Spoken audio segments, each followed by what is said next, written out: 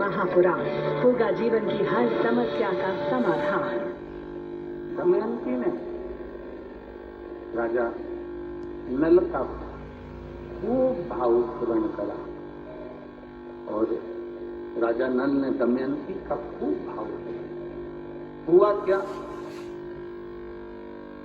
दमयंती के पिता राजा भीम ने विदर्भ में अपनी बेटी का स्वयंवर रखा।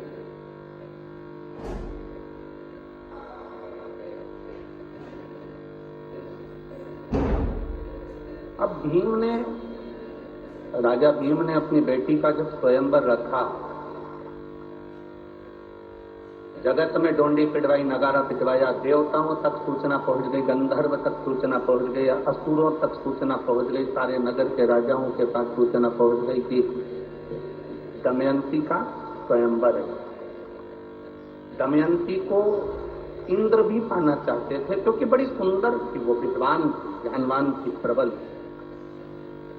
दमयंती को स्वयं अग्निदेव भी पाना चाहते थे, दमयंती को स्वयं वरुण देव पाना चाहते थे, दमयंती को स्वयं यमराज पाना चाहते थे। इन लोगों ने विचार करा कि दमयंती मेरी बन जाए। इंद्र कहता है दमयंती मेरी बने, अग्निदेव कहते हैं दमयंती मेरी बने, स्वयं वरुण कहते हैं दमयंती मेरी बने, यमराज कहते हैं दमयंती मेरी बने। और दमयंती चाहती किसको है? जम के बोलो जरा, राजा नल।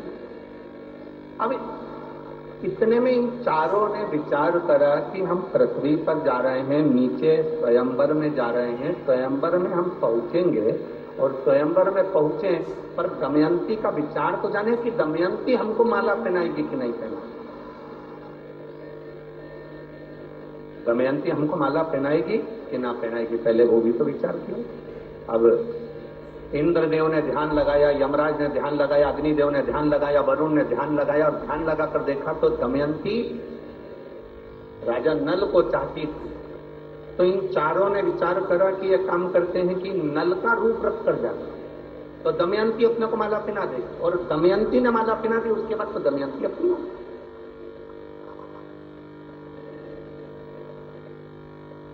चारों ने राजा नल का रूप धारण कर लिया और राजा नल का रूप धारण कर चारों की चारों सभा में जाकर बैठ गए। राजा नल भी आ गया और राजा नल आकर भी सभा के अंदर बैठे। जब सभा के अंदर राजा नल बैठे हैं, यमराज बैठे हैं, वरुण बैठे हैं, अग्निदेव बैठे हैं, इंद्रदेव बैठे हैं, अब दिक्कत सबसे बड़ी खड़ी हो गई दमयंती के सामने कि ये पांच एक जैसे दिख रहे हैं। अब माला किसको पहनाए? ओरिजिनल नल है कौन सा? राजा नल कौन सा? ओरिजिनल कौन सा?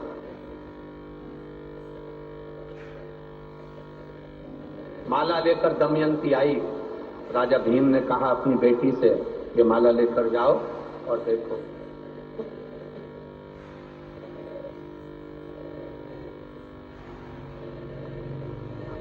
माला लेकर दमयंती चली,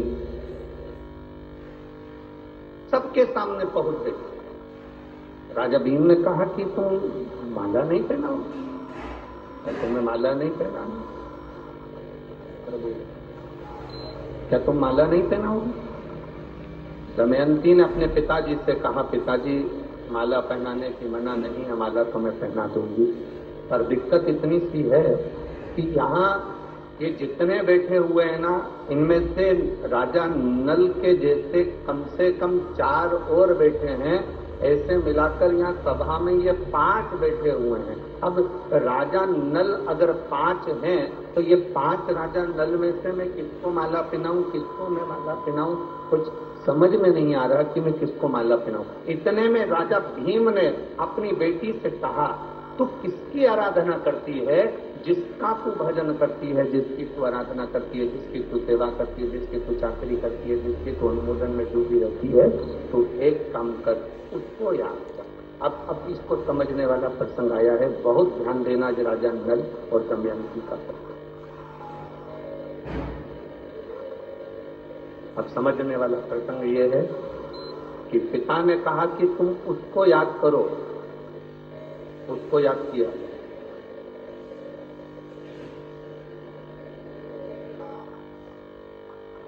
ये चतुरता हमें होना चाहिए। दुख की घड़ी में, तकलीफ की घड़ी में, परीक्षा की घड़ी में,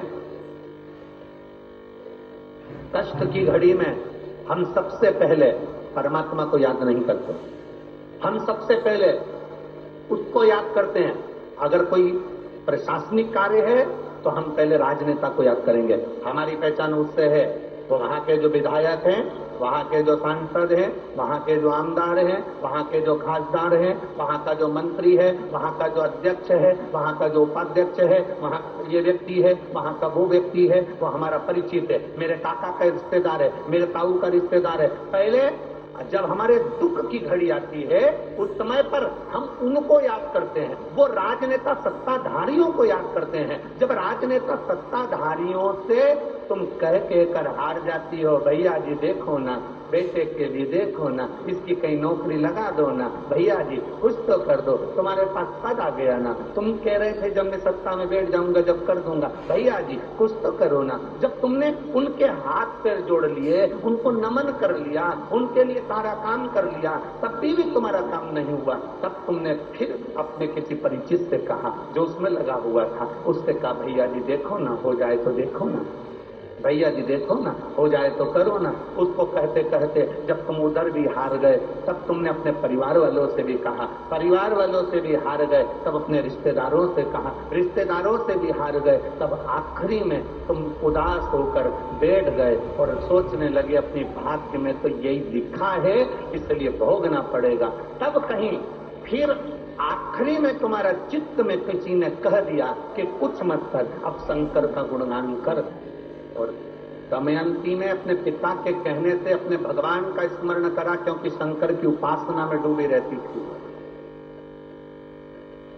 शिव की भक्ति में डूबी रहती थी, भगवान शिव की आराधना करती।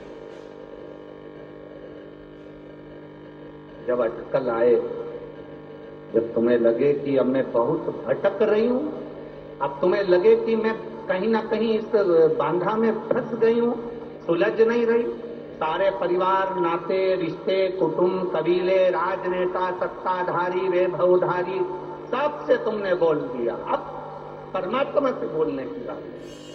भीम ने अपनी बेटी दमयंती से कहा, अब उसको याद कर जिसका तू भजन कर। और उसने फिर निवेदन किया, अंत समय प्रभु आना पड़ेगा, वचन दिया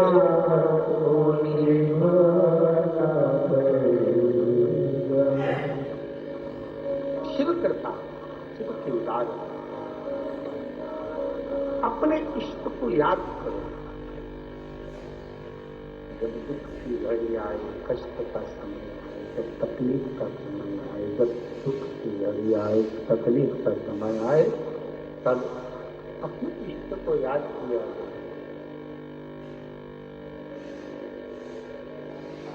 तब अपने इष्ट को याद करा। दमयंती ने याद किया जिसकी वो आराधना करती है।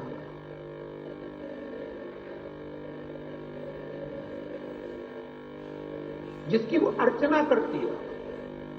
आपसे निवेदन है, आप भी जब दुख की घड़ी आए, कष्ट का समय आए, तकलीफ की घड़ी आए, उस समय पर सबके हाथ अगर जोड़कर देख लो तो उसके बाद में उस परमात्मा के हाथ जोड़कर देखना, दुनिया के किसी के हाथ जोड़ने की जरूरत नहीं पड़ेगी अगर उसके हाथ जोड़ दिए। जब हम शिवजी पे जल चढ़ाते हैं, शंकर भगवान पर जल समर्पित करते हैं, उस समय पर हमारा हाथ देवादिदेव महादेव पकड़ लेते हैं, क्योंकि हम शिव के हो जाते हैं और शंकर हमारा। हम शिव के, शिव